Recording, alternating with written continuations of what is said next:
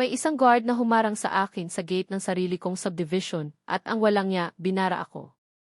Ang sabi niya, hindi raw ako pwedeng pumasok dahil mukha lang daw akong tagalabas. Ang hindi niya alam, ako ang totoong may-ari ng lugar na yun. At ang pagbagsak ng panga niya nang malaman niya ang totoo. Yon ang kwento na hinding-hindi ko makakalimutan. Kung nakita niyo lang ang pagbagsak ng panga niya, halos mapunit sa sobrang gulat. Ang kaninang taas noo, biglang sumaludo na parang nakakita ng multo. Literal na gusto kong kunan ng video ang mukha niya, pero syempre, nagtimpi ako. Ngayon, ikukwento ko sa inyo kung paano ako naging invisible sa sarili kong ari-arian at kung paano ko siya pinasalamatan sa kanyang serbisyo. Humanda kayo dahil ang kwentong ito ay para sa lahat ng minamaliit at pinaghihigpitan. Bilang isang babae, biniyayaan ako ng itsurang madalas purihin, pero higit sa lahat, maaga akong natuto na ang ganda ay panlabas lamang. Ang tunay na halaga ng isang tao ay nasa kanyang kakayahan, prinsipyo at pagkatao. Mula sa simula pa lang, mataas na ang pangarap ko. Hindi ako lumaki sa karangyaan, ang mga magulang ko ay simpleng mamamayan na itinanim sa akin ang halaga ng pagsisikap at disiplina. Ito ang mga pundasyon na nagtayo ng aking kinabukasan. Pangarap ko talaga ang maging isang lingkod bayan, isang sundalo, upang direktang makapag-ambag sa seguridad ng ating bansa. Pinasok ko ang Military Academy, kung saan ang bawat araw ay isang hamon, isang pagsubok sa aking pisikal at mental na kakayahan. Hindi ko ininda ang hirap, ang pagod, at ang madalas na pagdududa mula sa iba dahil sa pagiging babae. Ang bawat pagsubok ay ginawa kong hagdanan pataas.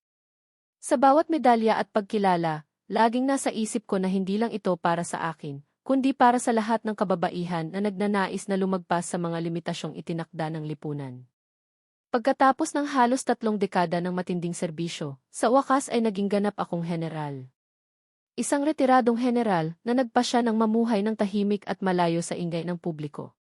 Hindi ko hinangad ang limilit o ang patuloy na pagkilala. Ang hinangad ko ay kapayapaan, isang lugar kung saan maaari akong mamuhay ng simple nang walang pakialam sa aking nakaraang ranggo. Kaya naman, pinili kong bumili ng lupain at magtayo ng isang pribadong bahay sa loob ng isang eksklusibong subdivision. Ang hindi alam ng marami, ako ang may-ari ng napakalaking porsyento ng lupain doon, halos kalahati ng buong subdivision ay nasa aking pangalan. Ito ang aking personal na santuwaryo, ang aking retreat mula sa mga labanan at tunggalian ng buhay. Sa loob ng subdivision, sinikap kong manatiling low-key. Mas gusto ko ang simpleng damit, jeans, t-shirt, o isang komportableng floral dress. Ang sasakyan ko ay isang matandang sedan na matagal ko nang kasama at pinagkakatiwalaan. Hindi ko inilalantad ang aking tunay na katayuan o ang aking kayamanan. Gusto kong makihalubilo sa mga kapitbahay at sa mga staff nang walang halong paghatol o paghanga dahil sa aking posisyon. Gusto ko lang maging Elena, ang simpleng residente. Karamihan sa mga lumang security guard at staff ay matagal nang kilala ako bilang isang mabait at disenteng tao. Maluwag ang pakiramdam ko. Payapa ang aking isip. Ngunit ang kapayapaan na iyon ay unti-unting ginambala. Isang araw, nagkaroon ng malaking pagbabago. Ang aming Homeowners Association ay nagpasya na magpalit ng security agency. Ang dating mga gwardiya na kilala namin at tapat sa kanilang trabaho, ay biglang pinalitan ng mga bago, mas bata at mas mahigpit na mga tauhan. Ang unang beses kong nakita ang bagong Chief Security Officer, si Mr. Reyes, agad akong nakaramdam ng pagkabahala. Matangkad siya, medyo maporma, at may isang hangin sa kanyang paglakad na tila siya ang hari ng lahat. Ang kanyang mga mata ay palaging nakatingin na para bang maihinahanap siyang mali sa bawat sulok. At sa bawat pagbigkas niya ng kanyang mga bagong patakaran, ramdam mo ang kanyang pagmamayabang. Naalala ko pa ang unang insidente. Palabas ako ng subdivision nang makita ko siyang pinapagalitan ang isang delivery rider. Ang kawawang lalaki ay pinagsisigawan niya dahil sa hindi nito agad napansin ang bagong speed limit sign, hindi mo ba nakikita yan? Halos isigaw niya, sabay turo sa isang maliit na karatula na bagong kabit. Ito ang bagong batas dito. Kailangan mong sundin ang mga protokol. Ang boses ni Mr. Reyes ay malakas, halos nakakatakot, at ang rider ay mukhang gustong lamunin ang lupa sa kahihiyan. Nilingon ako ni Mr. Reyes, at sa isang iglap, nagkasalubong ang aming paningin. Nagbigay lang ako sa kanya ng isang matamis na ngiti, isang ngiting punong-puno ng aking nararamdamang pagkabuwisit. Hindi ko ipinahalata ang aking inis. Mula noon, sunod-sunod na ang mga kakaibang insidente. Masyado nang mahigpit ang mga bagong patakaran. Dati, ang mga bisita ay madaling nakakapasok sa simpleng pag-iwan ng ID. Ngayon, kailangan na nilang magpasa ng advance notice, at kailangan pang i-verify ng residente, isang proseso na tila sinadya upang pahirapan ang lahat. May mga bagong speed limit signs na sumulpot sa bawat kanto, na halos imposibleng sundin kung ayaw mong magpatakbo ng 5 kilometro kada oras. Ang mga dating madali lang na transaksyon sa gate ay naging komplikado, na nagpapabagal sa daloy ng trapiko at nagdudulot ng matinding inis sa mga residente. Ito ay nagbigay ng isang malalim na pagbabago sa dating payapa naming pamayanan. Ang sitwasyon ay unti-unting lumala at ang pagiging mahigpit ni Mr. Reyes ay naging personal. Madalas, kapag lumalabas ako gamit ang aking lumang sedan, pinapahinto ako ni Mr. Reyes. Ma'am, kailangan po nating i-record ang inyong paglabas, ang kanyang malamig na tinig na tila hindi niya ako kilala kahit araw-araw niya akong nakikita. Sa tuwing nagmamaneho ako palabas o papasok, palagi niya akong tinititigan na parang may hinahanap siyang mali sa akin. Ang tingin niya ay maihalong pangmamaliit na para bang sinasabi, ano ba ang ginagawa ng isang tulad mo sa subdivision na ito? Ramdam ko ang kanyang paghatol, ang kanyang pag-aakala na ako ay isa lamang simpleng bisita, o mas malala pa, isang hindi nararapat sa lugar na ito. Isang hapon, pagdating ko mula sa palengke, punong-puno ang likod ng sasakyan ko ng groceries. Pinahinto ako ni Mr. Reyes sa gate. Ma'am, simula niya, habang nakangisi, kailangan po naming inspeksyonin ang inyong trunk. Nagtaka ako. Dati hindi naman ito ginagawa. Bakit kailangan? Tanong ko, pinipigilan ang inis. Bagong patakaran po, ma'am, sagot niya, na may tono ng pagmamayabang. Para po sa seguridad ng subdivision. Alam kong kalokohan iyon. Wala naman akong dalang anuman na kahina-hinala. Pero, para hindi na humaba ang usapan, sinunod ko na lang. Nang buksan ko ang trunk, sinilip niya lang at sinara agad. Wala naman siyang hinanap, tila sinadya lang niyang pahirapan ako. Doon ko naramdaman ang matinding pagkabuwisit. Hindi na ito tungkol sa seguridad, kundi sa kanyang personal na pagpapakita ng lakas. Ang insidenteng ito ay nagdagdag sa bigat ng aking damdamin na parang unti-unting sumisikip ang aking dibdib. Hindi lang ako ang nakakaranas ng ganitong panggigipit. Nabalitaan ko mula sa aking kapitbahay na si Aling Dena na pinagbawal ni Mr. Reyes ang pagpasok ng kanyang hardinero nang walang proper identification at valid reason kahit na taon na itong nagtatrabaho sa kanila. Ayon kay Aling Dena, sinabi ni Mr. Reyes na mukhang kahina-hinala daw ang hardinero. Nakita ko rin ang pagkunot ng noo ng delivery riders tuwing sila ay bumibisita, tila matagal silang hinihintay sa gate, o kaya hindi man lang pinapansin sa init ng araw. Ramdam ko ang tensyon sa loob ng subdivision. Ang dating tahimik at payapa naming lugar ay naging isang maliit na kaharian ni Mr. Reyes, kung saan ang kanyang mga utos ay batas, at ang kanyang pagmamataas ay naghari. Ang paghihigpit ni Mr. Reyes ay naging mas matindi, at ang kanyang pagmamalabis ay umabot na sa punto ng diretsong paghamon. Ito ang naging mitsa para sa aking matinding desisyon. Isang gabi, may emergency sa plumbing namin. Pumutok ang tubo sa banyo at bumabaha na. Agad akong tumawag ng tubero mula sa labas ng subdivision dahil sarado na ang mga service provider sa loob. Nang dumating ang tubero, pinahinto siya ni Mr. Reyes sa gate. Tumawag sa akin ang tubero, sinasabing ayaw siyang papasukin. Agad akong bumaba sa aking lumang sedan at lumapit sa gate, ramdam ang bigat ng problema. Mr. Reyes, anong problema? Tanong ko, sinisikap pa ring maging kalmado kahit ang puso ko ay kumakabog na sa inis. Ma'am, hindi po pwedeng pumasok ang mga service provider sa ganitong oras ng walang clearance, sagot niya, na tila binibigkas ang isang batas na siya mismo ang gumawa. Ang kanyang mukha ay seryoso, ngunit may bahid ng pagmamataas sa kanyang mga mata. May emergency kami, sir. Pumutok ang tubo sa banyo ko. Kailangan namin ng tubero ngayon, paliwanag ko, kalmado pa rin, sinisikap pigilan ang sarili kong sigawan siya. Hindi ito pwedeng ipagpabukas. Umisi siya, isang ngising nagpalawak sa aking inis. Ma'am, dapat po ay nagpaalam kayo ng mas maaga. Ang rules ay rules. Ang ilaw mula sa poste ay tumama sa kanya, nagbibigay ng kakaibang anino sa kanyang mukha. Kung hindi niyo po kayang sundin ang patakaran, baka po hindi kayo nararapat dito. Ang huling pangungusap niya ang nagpagalit sa akin ng husto. Ang galing niyang magbitaw ng salita na para bang ako ang intruder sa sarili kong lupain. Ang pagmamataas sa kanyang tinig ay parang apoy na sumusunog sa aking pasensya. Talaga? Hindi ako nararapat dito. Ulit ko habang pinipigilan ang sarili kong sumigaw.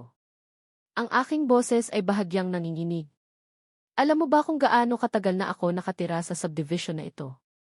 Alam mo ba kung sino ako? Ang aking mga kamao ay nakakuyom, halos magputukan ang mga ugat sa aking kamay. Tinitigan niya ako mula ulo hanggang paa, na parang sinisuri ang aking simpleng damit at ang aking lumang sedan. Isang ngisi ng pag-aalinlangan ang kumalat sa kanyang labi. Hindi po mahalaga kung sino kayo, ma'am. Ang mahalaga ay ang pagsunod sa patakaran. Kung hindi nyo kayang sundin, marami naman pong ibang subdivision. Ang kanyang mga salita ay parang latigo na humahampas sa aking dignidad. Ito na ang sukdulan. Ang isang ordinaryong gwardiya ay nangahas na insultuhin ako, ang isang general, sa aking sariling teritoryo. Ang pagtitiis ko ay umabot na sa hangganan. Kinabukasan, hindi na ako nagpakita sa subdivision. Hindi ako lumabas o pumasok. Tahimik lang ako sa loob ng bahay, nagpaplano. Huminga ako ng malalim, pinakalma ang sarili.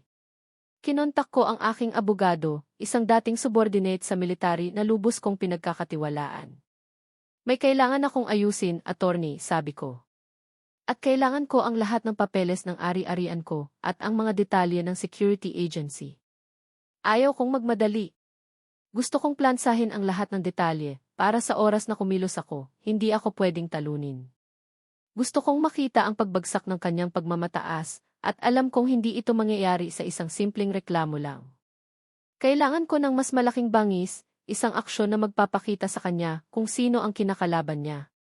Ang malaking pagbabago ay hindi nagsimula sa isang sigawan, kundi sa isang tahimik at matinding paghahanda sa likod ng mga eksena.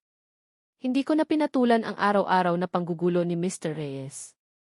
Hayaan ko siyang magyabang dahil hindi niya alam na ang mga araw ng kanyang pagiging hari sa gate ay bilang na. Sa halip na makipagtalo sa kanya, ginamit ko ang oras na iyon para ayusin ang lahat. Kinolekta ko ang lahat ng aking deeds of sale, ang mga titulo ng lupa sa aking pangalan, hindi lang sa bahay ko, kundi pati na rin sa iba pang lupain sa loob ng subdivision na matagal ko nang binili bilang investment. Ako ang may-ari ng napakalaking porsyento ng subdivision na iyon, kabilang na ang mismong lupa kung saan nakatayo ang gate, ang security office, at ang clubhouse. Ang aking ari-arian ay higit pa sa nakikita. Pagkatapos, hinanap ko ang kontrata ng Homeowners Association sa security agency. Binasa ko ang bawat probisyon, bawat linya, at bawat fine print. At doon ko nakita ang isang napakahalagang clause, ang asosasyon, na kinabibilangan ko bilang isa sa pinakamalaking landowner, ay may karapatan na wakasan ang kontrata ng security agency kung mayroong paglabag sa mga patakaran ng serbisyo, lalo na sa pagmamaltrato sa mga residente. Ito ang aking sandata, isang sandatang legal ngunit matalas, na kayang gumuho ng kanyang buong kapangyarihan. Hindi ako direktang lumapit sa Homeowners Association. Sa halip, kinontak ko ang CEO ng security agency, ang mismong pinuno ng kumpanya na nag-hire kay Mr. Reyes. Isang umaga, dumating ako sa kanilang opisina, hindi suot ang aking simpleng damit. Sa halip, suot ko ang aking kumpletong uniforme ng general, ang uniforme na may lahat ng aking medalya, ang aking mga dekorasyon, at ang aking mga ranggo na kumikinang sa ilaw. Ang mukha ng receptionist ay naging blanko nang sabihin kong may appointment ako sa CEO at ibinigay ang aking pangalan at ang aking buong ranggo, General Elena Garcia. Halos mahulog ang panga niya. Nang makapasok ako sa opisina ng CEO, bumungad sa akin ang isang matandang lalaki na nakaupo sa likod ng kanyang malaking mesa. Nagulat siya nang makita niya ako. Agad siyang tumayo, ang kanyang mga mata ay nanlaki sa gulat. General Elena Garcia, sir, sabi ko at sumaludo. Tumayo siya agad at ginantihan ang aking saludo na maihalong paggalang at pagtataka. Ako po ang may-ari ng malaking bahagi ng pangalan ng subdivision at mayroon po tayong seryosong problema sa isa sa inyong mga tauhan, si Mr. Reyes. Ipinakita ko sa kanya ang lahat ng ebidensya, ang mga kopya ng aking titulo ng lupa na nagpapakita ng aking malaking pagmamay-ari sa subdivision, ang mga reklamo mula sa ibang residente na tahimik kong kinolekta, na nagpapatunay ng kanyang panggigipit, at ang mga litrato ng mga bagong, kalokohang patakaran na ipinapatupad ni Mr. Reyes. Ang mukha ng CEO ay namutla habang binabasa niya ang mga dokumento. Hindi niya inaasahan ito. Nagtanong siya, bakit hindi niyo po ito sinabi noon, General? Bakit ngayon lang po? Dahil gusto kong malaman kung gaano kalalim ang pagmamalabis ng inyong tauhan. Sagot ko, kalmado ngunit may diin sa bawat salita. At dahil gusto kong makita kung gaano siya kahusay sa kanyang trabaho. Ang isang security officer ay dapat nagbibigay ng seguridad at serbisyo, hindi panggugulo at pananakot. Hindi niya alam ang kanyang kinakalaban. Ang kanyang mga aksyon ay nakasisira sa reputasyon ng inyong kumpanya at sa kapayapaan ng aming komunidad. Doon, ang CEO ay tila nakakita ng multo. Alam niyang malaki ang mawawala sa kanyang kumpanya kung magpapatuloy si Mr. Reyes sa kanyang ginagawa, at lalo na kung ako, bilang isang maimpluwensyang general at ang pinakamalaking may-ari ng lupa, ay magsasampa ng kaso o magpatanggal ng kanilang kontrata. Ang poder na inakala ni Mr. Reyes na hawak niya ay isa lang ilusyon. Ang tunay na kapangyarihan ay nasa akin. At nakita niya ito sa aking mga mata. Ito na ang araw. Ang pinakahihintay na paghaharap. Kinabukasan pagkatapos ng aking pagbisita sa CEO, may pulong ang Homeowners Association. Lihim kong ipinatawag ang CEO ng security agency at pinakiusapan siyang magpatawag ng surprise inspection sa subdivision kasama ang kanyang board members at syempre, kasama si Mr. Reyes. Gusto kong mangyari ito sa mismong gate, sa oras na marami ang dumadaan at nakakapanood. Gusto kong makita ng lahat ang kanyang pagbagsak. Dumating ang convoy ng mga sasakyan ng security agency. Nandoon ang CEO, ang kanyang board, at ilang matataas na opisyal. Nandoon din si Mr. Reyes, nakatayo ng matangkad sa gate, na tila binabati ang mga VIPs. Kumpiyansa pa rin siya, hindi niya alam kung ano ang mangyayari. Akala niya siguro ay may papuri siyang matatanggap o kaya isang promosyon. Ang kanyang ngisi ay malapad, ang kanyang dibdib ay umalsa. Lumabas ako mula sa aking bahay, nakasuot pa rin ang aking simpleng damit, isang kaswal na polo shirt at pantalon. Nakita ko ni Mr. Reyes. Ngumisi siya at naghanda na naman na humarang. Ma'am, saan po ang punta? Tanong niya na may tono pa rin ang pangmamata. Ang kanyang mga mata ay naninisi na para bang sinasabi, ano na naman ang kasalanan mo ngayon? Ngumiti ako ng malapad, isang ngiting punong-puno ng paghihiganti at kasiyahan. May bisita ako, Mr. Reyes. Hindi lang bisita, kundi ang mga boss mo at ang mga totoong nagpapalakad ng kumpanya mo. Lumingon siya sa akin nang may pagtataka. Ang kanyang ngisi ay unti-unting nawala. At doon, lumapit ang CEO kasama ang kanyang board. Ang kanilang mga mukha ay seryoso at walang emosyon. Mr. Reyes, sabi ng CEO, ang boses niya ay malalim at walang pag-aalinlangan, kilala mo ba si General Elena Garcia? Nagulat si Mr. Reyes. Unti-unting nagbago ang kulay ng kanyang mukha mula sa pagkapula hanggang sa pamumutla. Ang kanyang mga mata ay nanlaki at ang pagmamayabang sa kanyang mata ay napalitan ng matinding takot at pagkabigla. Nilingon niya ako. Ang ngiti ko ay hindi nawala sa aking labi. Nagsimula siyang mamutla at ang pagmamayabang sa kanyang mata ay napalitan ng matinding takot. Si Ma'am Elena po. Bulong niya na tila hindi makapaniwala sa kanyang narinig. Ang kanyang boses ay nanginginig. Siya si General Elena Garcia, sabi ng CEO at tumingin siya ng diretso kay Mr. Reyes. Siya ang may-ari ng malaking bahagi ng subdivision na ito at ang dahilan kung bakit kami naririto ngayon. Siya ang nagreklamo tungkol sa inyong pagmamalabis at paglabag sa mga patakaran ng serbisyo. At dahil sa inyong mga aksyon, Mr. Reyes, tinatapos na namin ang inyong serbisyo simula ngayon. Halos matumba si Mr. Reyes. Ang kanyang matangkad na pangangatawan ay tila bumagsak, ang kanyang mga balikat ay naluklok. Ang kanyang kaninang taas noo ay yumuko. Ramdam ko ang mga tingin ng iba pang security guard, ng mga residente na dumaan at ng mga staff ng subdivision. Ang lahat ay nakasaksi sa pagbagsak ni Mr. Reyes. Wala siyang masabi. Ang kanyang bibig ay nakanganga, tila walang makalabas na salita. Ang kanyang mga mata ay tila naglalakad-lakad, naghahanap ng pagtakasan. Mr. Reyes, sabi ko, sa kalmadong tinig, ngunit may matinding diin sa bawat salita. Lumapit ako ng kaunti sa kanya, at tiningnan siya ng diretso sa mata. Sana naman ay natuto ka na hindi lahat ng tao ay basehan sa kanilang panlabas na anyo. Ang kapangyarihan ay hindi sa uniforme o posisyon, kundi sa integridad, respeto, at kung paano mo tratuhin ang kapwa mo. Nang marinig niya iyon, tila natauhan siya. Nanginginig ang kanyang mga kamay. At sa harap ng lahat, na para bang isang sundalong bumabalik sa kanyang training, nagbigay siya ng isang matinding saludo sa akin. Ang kanyang mga kamay ay halos hindi makatayo sa kanyang ulo. General, bulong niya na maihalo ng kahihiyan at paggalang. Ito ang pinakamasarap na sandali ng aking buhay. Ang pagbagsak ng kanyang pagmamayabang, ang kanyang biglang paggalang, ang kanyang pagkilala sa aking tunay na posisyon. Ang lahat ng paghihirap, ang lahat ng panggugulo, ay nabayaran ng isang simpleng saludo na nagmula sa kanyang kahihiyan. Hindi ako nag-atubili. Naglakad ako papalabas ng gate na tila wala akong pakialam sa kanya.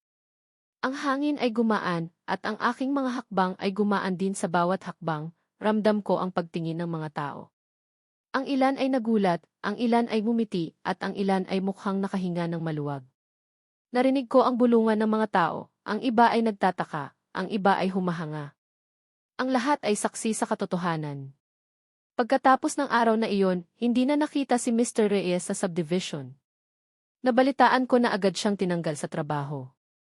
Ang security agency ay naglabas ng formal na paumanhin sa Homeowners Association at sa lahat ng residente. Naglagay sila ng bagong Chief Security Officer, isang mas magalang at mas may karanasan na tao, na tinitiyak na ang mga bagong patakaran ay makatarungan at hindi mapang-abuso. Ang mga dating guard na kilala ako ay ibinalik at mas naging maayos ang pagpapatakbo ng seguridad. Ang buhay sa subdivision ay bumalik sa dati nitong kapayapaan, kung hindi man ay mas naging payapa pa. Mas naging magalang ang mga guard sa lahat ng residente, at mas madali na ang pakikipag-ugnayan sa kanila. Ang insidenteng iyon ay naging paalala sa lahat na hindi lahat ng nakikita mo sa labas ay ang buong katotohanan. Ang isang tao ay hindi dapat hatulan base lamang sa kanyang panlabas na anyo o sa kung ano ang kanyang pinapakita. Para sa akin, ang pangyayaring ito ay nagbigay ng isang malalim na aral. Naging masiyahan ako na makita ang pagbagsak ng isang taong abusado, hindi dahil sa galit o paghihiganti, kundi dahil sa pagtatatag ng katarungan. Ang aking pagiging general ay hindi ko ginamit para magyabang, kundi para ipagtanggol ang aking karapatan at ang karapatan ng iba. Naibalik ang kapayapaan sa aking pamumuhay, at mas naging komportable akong maging ang simpleng Elena na kilala ng lahat dahil alam kong mayroong respeto na nakatanim. Ang katarungan ay hindi laging nagmumula sa lakas ng loob na lumaban, kundi sa katalinuhang gamitin ang katotohanan at sa pagpapakumbaba ng pagtanggap ng tamang aksyon. At sa huli, ang katotohanan ang nagwawagi. Sana ay may natutunan din kayo sa aking kwento.